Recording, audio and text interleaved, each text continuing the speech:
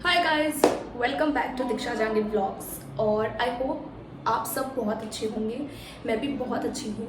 तो guys finally मैंने अपना 10 डेज़ का ट्रैवल पूरा कंप्लीट करके मैं सेफली घर आ चुकी हूँ।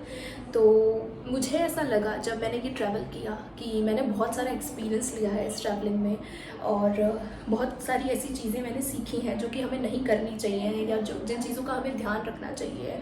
और जैसा कि गाइस सब कहते ही हैं कि जब हम घर से बाहर निकलते हैं, जब हम कुछ एक्सप्लोर करते हैं तो हम बहुत सारी चीज़ें सीखते हैं, हमें बहुत कुछ सीखने को मिलता है।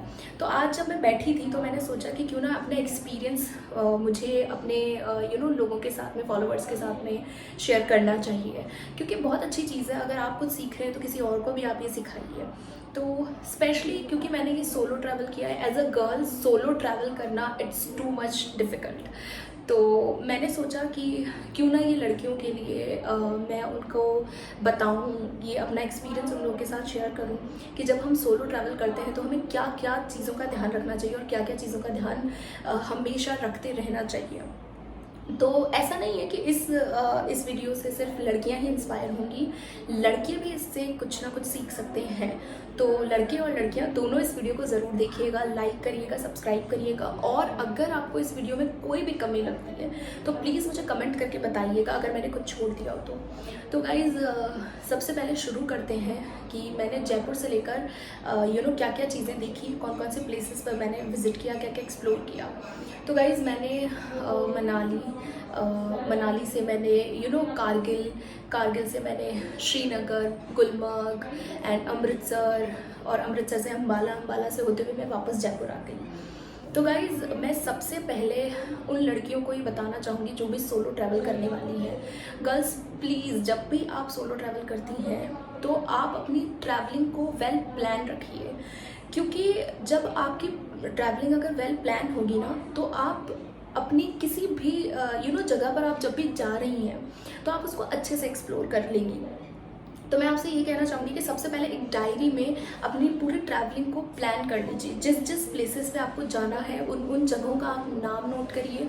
उन जगहों में जहाँ जहाँ आपको स्टे करना है, होटल्स या फिर हॉस्टल्स, बैकपैकर्स, जो भी आपको जगह आपको पसंद है, अपने बजट के हिसाब से आप वो सारी चीज़ों को एक छोटी डायरी में प्लान करिए। अपने फ़ोन पे नोट पैड पे प्लान करिए, बट प्लान ज़रूर करिए, क्योंकि ये मेरी गलती थी कि मैंने अपनी इस ट्रिप को बिल्कुल भी प्लान नहीं किया और उसकी वजह से मुझे बहुत चीज़ों का नुकसान भी उठाना पड़ा।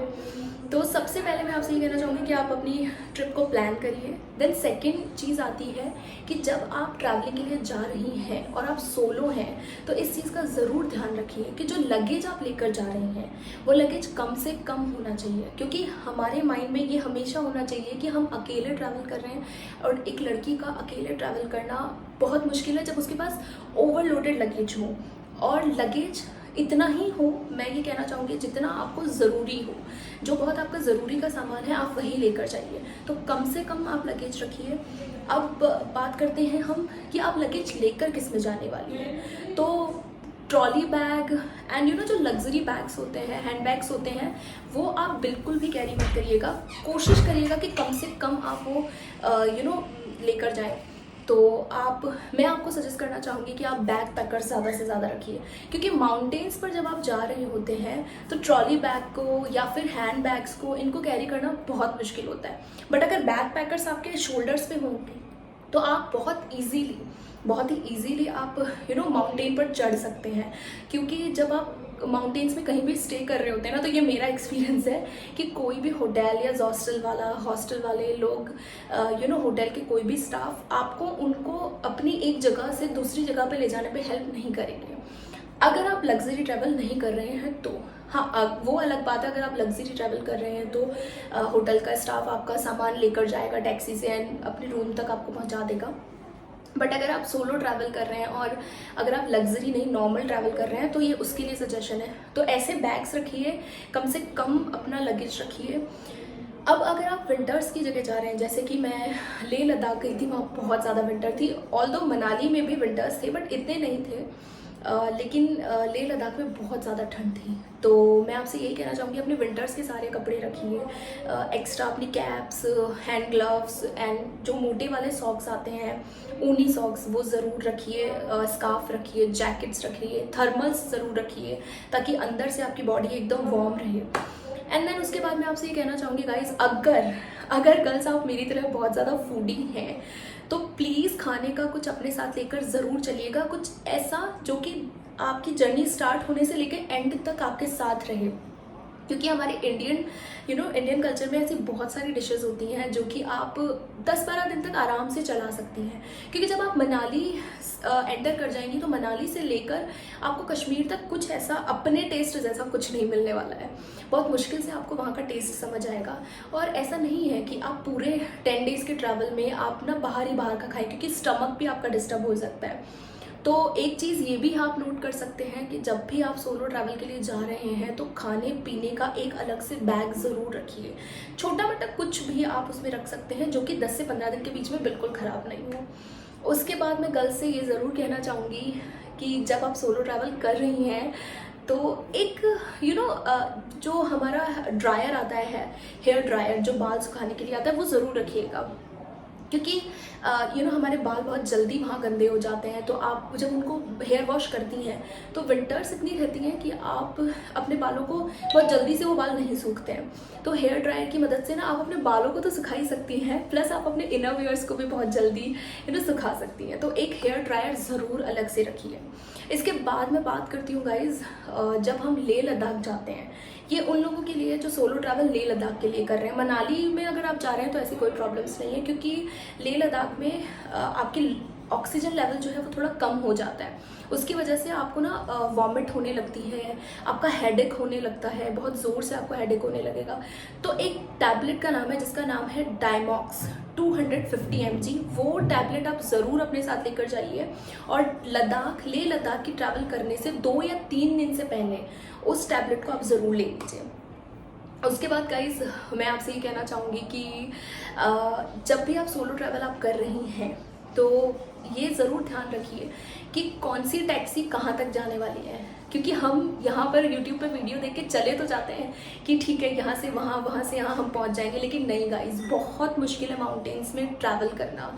स्पेशली जब वहाँ की लोकल टैक्सी आप लेने लगते हैं तो आपको खुद ये पता चल जाता है कि यार ये तो बहुत ही मुश्किल है। तो प्लीज़ टैक्सी का ध्यान रखिए अगर आप सोलो ट्रैवल आप बाय बस या बाय टैक्सी कर रही हैं तो। और जो वहाँ की लोकल एक्टिविटीज़ हैं, लाइक मैं सोनमर्ग गई थी गाइस, तो सोनमर्ग में वहाँ पे 7 तरह की एक एक्टिविटीज़ होती हैं। तो वो जो एक्टिविटीज़ आप लोगों को करवाते हैं उसका चार्ज जो आपको वो बताएंगे, प्लीज़ उनसे नेगोशिएट करेगा। क्योंकि वो लोग क्या करते हैं कि वो लोग आपको देखते हैं कि आप किस तरह के हैं, आप लोगों को जज करके और फिर उस हिसाब से वो आपसे पैसा लेते हैं। तो मैं ये नहीं कह रही हूँ, वहाँ के लोकल लोगों को मैं बहुत सपोर्ट करती हूँ। मैं ये कहती हूँ कि जब भी आप वहाँ जाएँ तो उन लोगों को ज़रूर सपोर्ट करें, उनके बिज़नेस को सपोर्ट करें, उनके काम को सपोर्ट करें। लेकिन इसका मतलब ये नहीं है ना कि हम अपना पैसा भी पानी की तरह बहा दें। इसलिए बहुत सोच समझ के, बहुत रीज़नेबल रेट लगवा कर और फिर वहाँ की सारी एक्टिविटीज़ करिए और सारी कंप्लीट एक्टिविटीज़ करिए। ध्यान रखिए कि जो 7 पॉइंट्स या 8 पॉइंट्स जो भी उन्होंने बताए वो आपको उन्होंने कंप्लीट दिखाए हैं या नहीं दिखाए हैं। जैसे कि मैंने वहाँ पे हॉर्स राइडिंग करी थी सोनमर्ग में, तो मैंने सारे अपने पॉइंट्स कवर किए थे, सारे पॉइंट्स देखे थे। एंड उसके बाद भी मैंने थोड़ी बहुत हॉर्स राइडिंग करी थी, अपनी फ़ोटोज़ एंड पिक्चर्स क्लिक करवाई थी। तो ऐसा नहीं है, आप पूरा एंजॉय करिए, लेकिन बहुत सोच समझ कर, बहुत ही ध्यान से आप हर चीज़ को कवर करते हुए अपने पूरे सेंसेस को पूरा खुला रखकर और फिर आप सारी चीज़ों को एक्सप्लोर करिए। अच्छा, अब मैं आपको ये ज़रूरी सबसे मोस्ट इम्पॉर्टेंट चीज़ बताने वाली हूँ गर्ल्स की, जब भी आप सोलो ट्रैवल के लिए माउंटेन्स में जाती हैं, लाइक श्रीनगर में आपको अपनी, अगर आपके पास पोस्ट पेड सिम है तो इट इज़ ओके, बट अगर पोस्ट पेड सिम नहीं है तो वो सिम ज़रूर खरीद लीजिएगा ताकि आप अपनी फैमिली, अपने लव वंस के साथ में कनेक्ट रह सकें, आप कंटिन्यू उनसे बात कर सकें और अपने नेटवर्क का और अपने नेट का, अनलिमिटेड नेट का यूज़ कर सकें। क्योंकि इंटरनेट एक ऐसी चीज़ होती है, एक ऐसी हेल्पफुल चीज़ है जब आप सिंगल सोलो ट्रिप पे जा रहे हैं, सोलो हो या फिर चाहे आप किसी ग्रुप के साथ भी जा रहे हैं, तो भी आपको इंटरनेट तो ज़रूरी है ही है। और आजकल इंटरनेट के बिना कुछ भी नहीं है, क्योंकि कोई एक जगह से दूसरी जगह जाने के लिए भी आपको बहुत सारी चीज़ें करनी पड़ेगी, देखनी पड़ेगी, सर्च करनी पड़ेगी।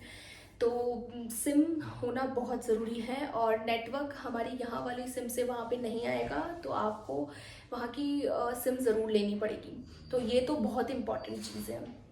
देन उसके बाद मैं आप लोगों के साथ शेयर करना चाहूँगी कि जब भी आप ऐसे सोलो ट्रिप पर जाती हैं तो अपने होटल्स जो भी आप बुक करने वाली हैं प्लीज़ ऑनलाइन बुक कर लीजिए, पहले से बुक कर लीजिए, ताकि आप वहाँ पहुँचकर किसी भी परेशानी का आपको सामना ना करना पड़े। क्योंकि जब मैं सोनमर्ग में पहुँची थी तो गाइज़ मैं आपको बताना चाहूँगी कि मेरा एक्सपीरियंस ये था कि इतनी ज़्यादा बारिश हो रही थी और इतनी ठंड थी, और मैंने उस बारिश में खुद जाके घूम घूम के होटल सर्च किए हैं और उनसे पैसे लगवाए हैं कि प्लीज़ इतने में कम कर दीजिए, इतना कम कर दीजिए, इतना कर दीजिए, और ये करके मैंने उनसे अपना होटल बुक करवाया है। तो मेरी ये गलती थी, तो मैं चाहती हूँ कि आप लोग ये गलती बिल्कुल ना करें। ऑनलाइन पहले से ही अपने होटल्स को बुक कर लीजिए, एंड ताकि क्या होगा कि आप जब वहाँ पहुँचेंगे ना, तो पहुँचते ही आप अपने होटल में सीधा चेक इन कर सकें और आराम से रेस्ट कर सकें। उसके बाद मैं ये कहना चाहूँगी कि आप टैबलेट्स जो हैं वो मैंने डायमॉक्स आपको बता दी।